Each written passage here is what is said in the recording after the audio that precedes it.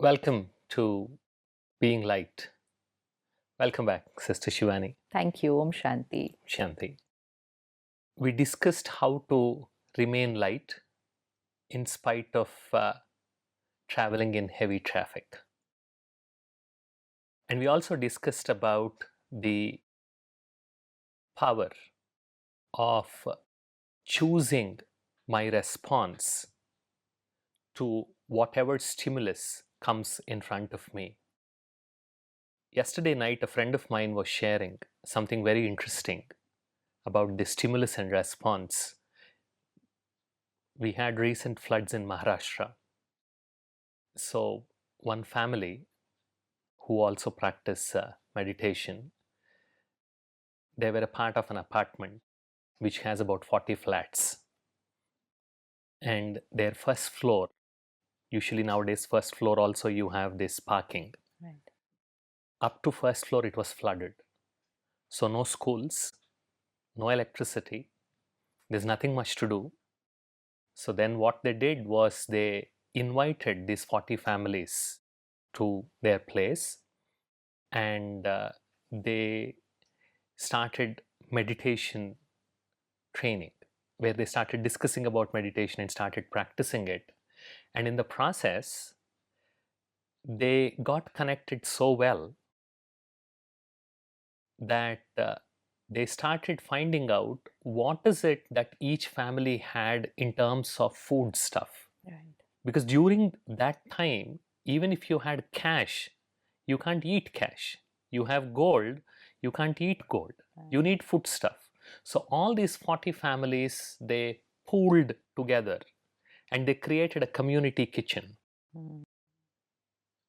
And those 5 days, 6 days, whatever time they had to spend indoors, that was one of the best times for them because they met with their neighbors who were in the same apartment whom they did not even know the names of. And at the end of those 5 or 6 days, it became one big family. Stimulus was the same. Right. There were other apartments, many other apartments in the area whose first floor got flooded, whose ground floor cellar got flooded, and this apartment also got flooded. But in the midst of this adversity, see the response that they chose. And one more learning from this, that only one needed to be stable. Yes. Sometimes we say, but everyone was disturbed, everyone was stressed. When we say everyone, we forget our power to influence. Yes. And now this one person or this one family who became instrumental in getting 40 families together and just changing the whole energy of the 5 days from an absolute chaos, crisis, to a very fun, memorable time and an experience, needed only one family, which means in our team, we just need that one who doesn't allow the situation to influence, but who takes charge first of their state of being. So light here will then radiate lightness to other people. Yes. And chaos here will radiate chaos, will also become an instrument to probably disturb other people if they are not taking care of themselves. So this person could be called the leader of those 40. Yeah. The leader, the power to influence by first taking charge of ourselves. Because when we talk of leaders in organization, we know that, okay, it's not just leader by position, but leader Correct. by quality. Qualities. But when we look at qualities, we say the one who inspires, the one who motivates, the one who leads. But that's not just in words and behavior. That is, that leader is the one who is anchored here. Absolutely. Then only they will have the power to influence, inspire, lead, motivate. Will only be one who first takes charge of their response. Very good. Themselves. How do we replenish this?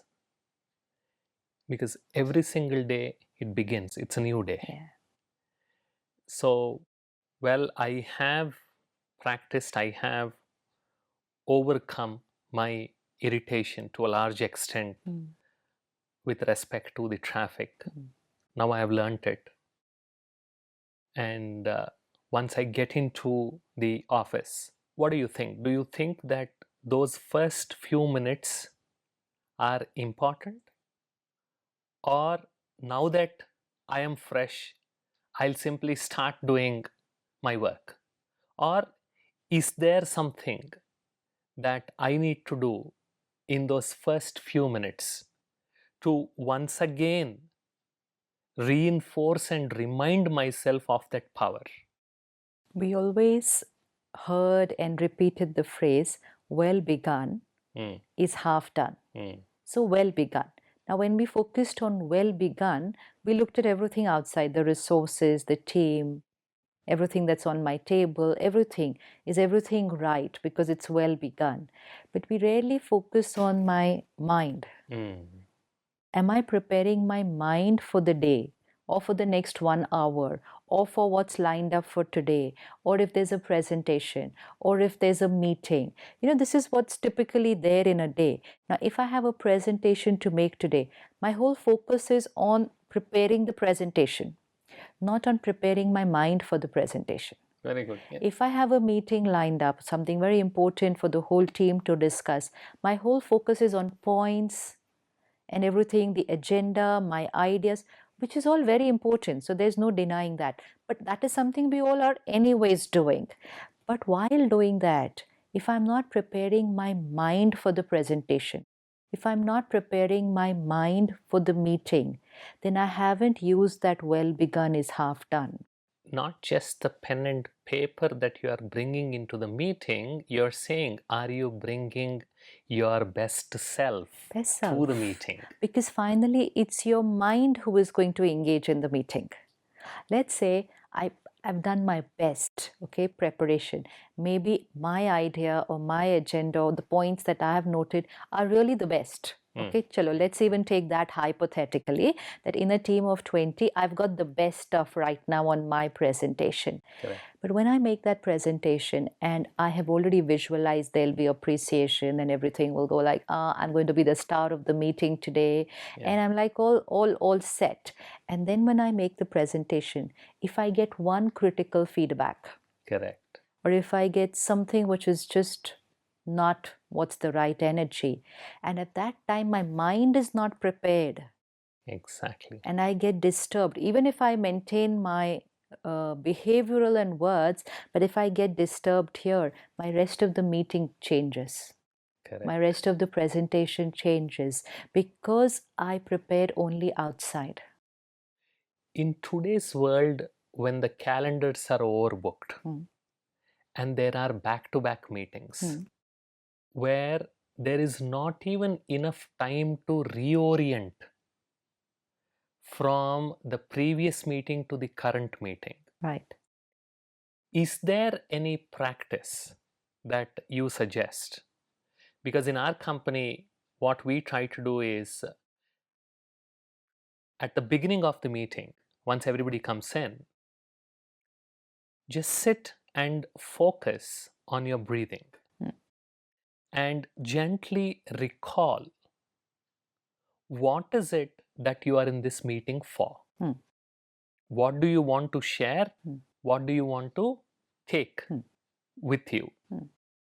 And we found that this helps not only in reorienting, but in also paying what in neuroscience we call it as switching penalty. Right. Because when you switch your mind from one task to the next, brain needs some time to move, to shift the focus from the previous task to the next task. Right. What happens is when you get into the next task, there is something called attention residue. The attention that you paid for the previous task, there's residue that's left.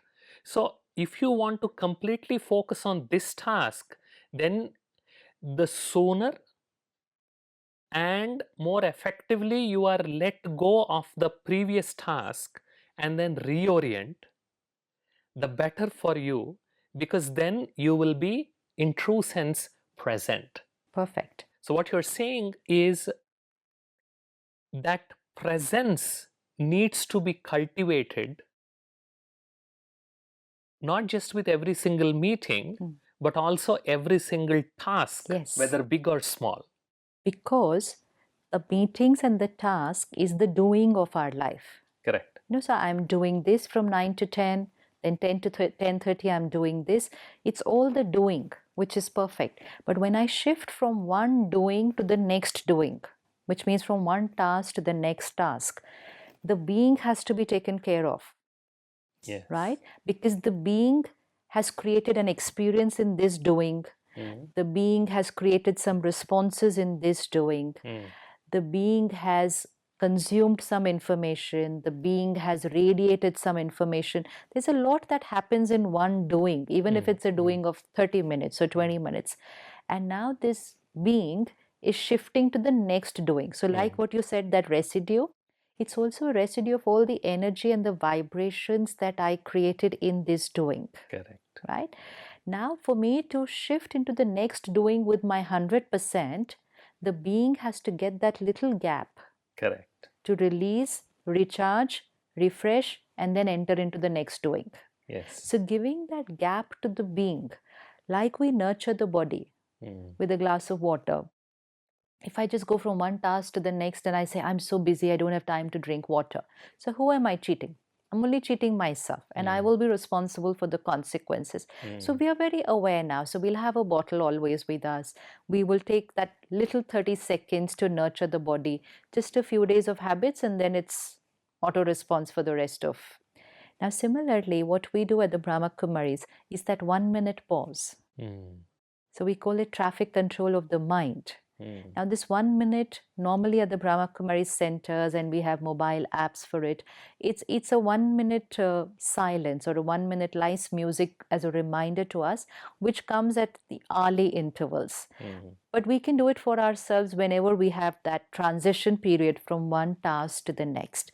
Now, like you said, when we're beginning a meeting, we breathe in, breathe out 3 times, 5 times, chalo, relaxed body, relaxed mind. Then you said we're preparing. Why are we here in the meeting, whatever. Now, one more deeper level of preparation. Create very high energy thoughts for yourself and for the team who's going to be a part of the meeting. Bless your meeting with the highest energy before you begin. So, along with preparing why I'm in the meeting, what are my thoughts I want to share, then I'll just create a thought. I'm a peaceful being. I'm calm. I'm stable.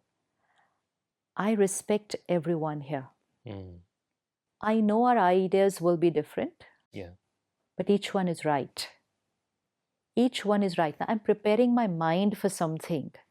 So my mind is getting an instruction that when someone will come up with a suggestion or an idea which is completely opposite of my suggestion, my mind is prepared that it's not going to say, oh, this is wrong. Because even if I say this is wrong in my mind, I'm radiating disrespect into the meeting. Correct.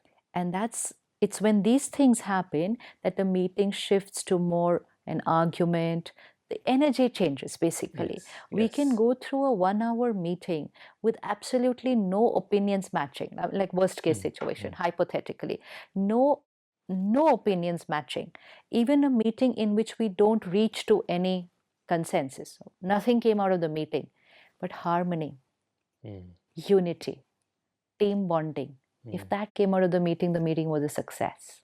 Absolutely. But if it was a meeting in which brilliant ideas came out and we came up with some solution to an issue of the organization, but there were egos which got hit. There was undercurrents of energy that were radiated. Everyone was perfect outside, but we hit each other with our, hurt and resentment and all. For me personally, then we should not call that a successful meeting. Because we've just broken the human resource of our organization. That team spirit that we talk about hit very badly in this meeting. Now these people will all scatter and go into their cabins, and they will start implementing that great solution that they just decided, but their energy of cooperation is lost. Yeah, instead of wholehearted energy, as I say, they still do it wholeheartedly, but it's no longer WHYLE. It's HOLE. Yes. And most important is, I have an undercurrent of energy for you as my team member because something happened there at the table. And that something is not visible. You know, what is about thoughts and vibrations? They're not visible. So we don't come to know why we are feeling uncomfortable. So let's say you and me are part of that 10 member and you come up with a suggestion. I don't say anything, but inside I only create thoughts, this is not right. Or I don't agree with this. Or a thought of insecurity. Oh my God, he's come up with such a brilliant suggestion. Now what happens to me? You know, all this is invisible because outside I'm going to say, great, brother, that was good, excellent, you are all that. This and this is not in harmony at all. So when my thoughts and my words are not in harmony, I cannot be in harmony with you. Because Correct. I'm not in harmony with myself. All this happened because I did not prepare myself for the meeting. So, can you implement some psychological shock absorbers, if I can call them, before any important meeting or task, especially if you have to interact Yeah. with your team members, with your boss or whoever, and prepare yourself that things will be different. You will have opinions that are not in line with yours, and that's okay. That's fine. And that's natural. Yeah. It's not even that's okay. It's actually natural. How can 10 people come up with similar ideas and similar suggestions? Different minds means different ideas. So, what all is happening in a meeting? Someone is speaking, someone is listening. You know, all these doings that someone is talking, someone is listening, someone is a decision maker, somebody is executing, somebody is jotting down the minutes of the meeting. All these people are the doing, but now what is their being while they are doing what they are doing? So let's say someone who's making the presentation or is presenting their facts. What is their intention? Is their intention to impress? Is a different vibration. Is their intention to receive appreciation and acknowledgement? A different vibration. Is their intention to prove that their point is only right? This is all invisible. This is something which, even if we go to check ourselves, it will take us some time because we are not spending enough time to check our intentions and vibrations. So if I just say it immediately, we'll say, no, no, no, my intentions are all pure. But this is something which requires very deep checking, that while you are talking, what are you radiating to your team? What are you radiating to that meeting environment? Because success of the meeting and of the project depends on your intentions there. Very interesting. So, it's not just about paying attention to something, it's about with what intention are you paying that attention? Right. Because attention is value neutral. If your intention is to impress, then you pay attention only to that aspect. So while I'm making the presentation, my intention, which means my desire, Yes. my desire is to impress the team, then I am not in a giving mode or a sharing mode. A presentation means I share, like I share what I feel is beneficial. So it's not a giving mode if I want to impress. Energy flow direction is very important.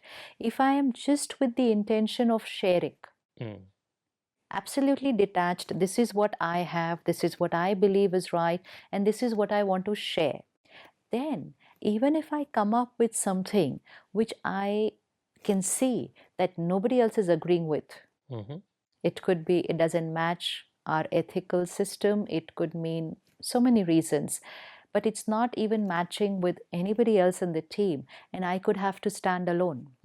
I may tomorrow have to face the consequences of that standing alone also.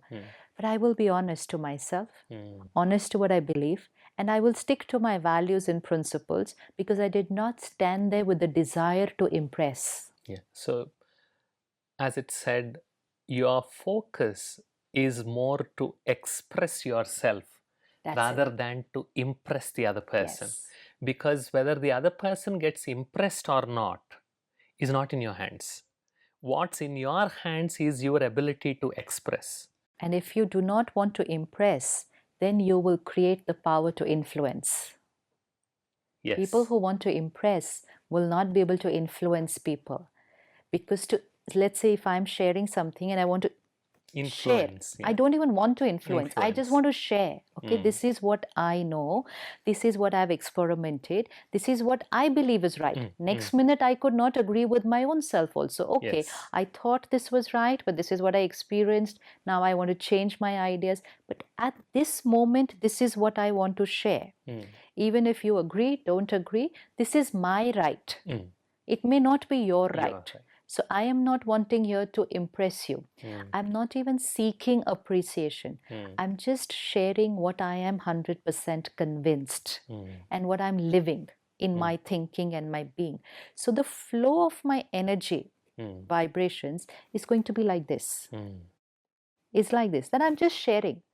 And I have to ask myself, what all do I want in return for my sharing? And keep checking and checking and checking till I reach a stage, I want nothing. I'm only sharing. It's like you find someone who's thirsty and you share a glass of water. What do you want in return? Nothing. That's called the power, the selfless act where you'll be able to influence. You're on the road, you just help somebody to cross the road. You know, these acts of kindness we have seen, but these are not acts of kindness once in a while. They are our ways of living. So that we are kindness always, not kindness.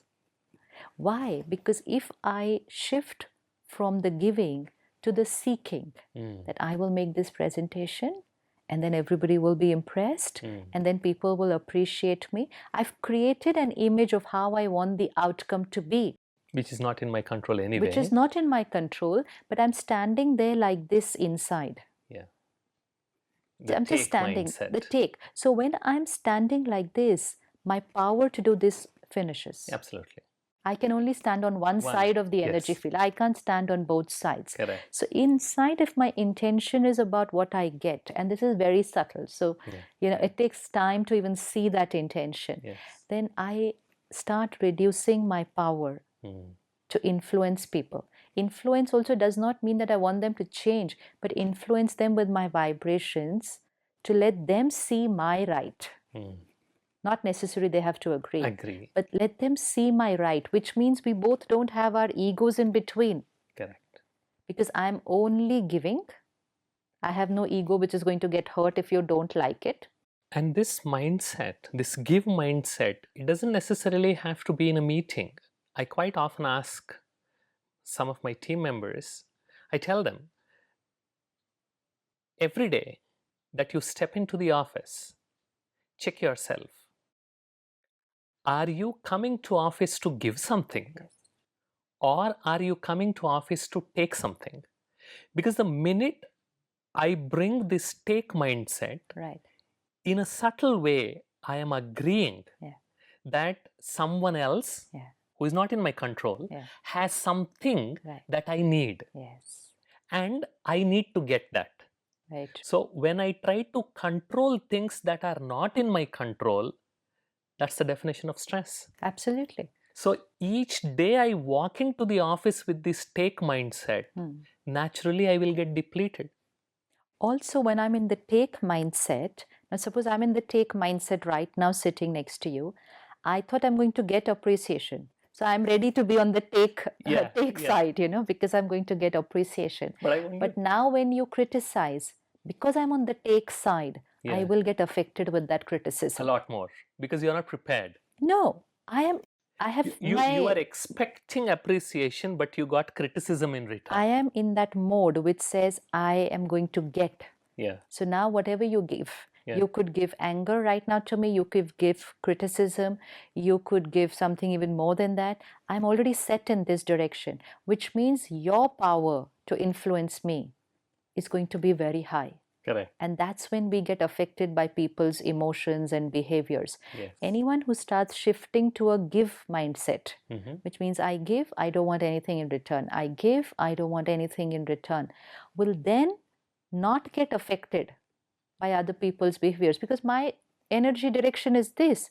Now you throw your criticism at me, but I'm not standing as a receiver. I'm standing as a transmitter. So you can send what you want. I'm not in the receiving mode. So energy, now this is all energy. I will listen to your feedback, I will listen to your comment, but I will not consume your criticism that has come with it, because I'm not standing in a receiving mode here in my intellect. So the more Yes. we are a giver, the more power will start increasing. This is something that has to be experimented. So the one who is speaking or sharing their idea, they have to first clean their mind completely.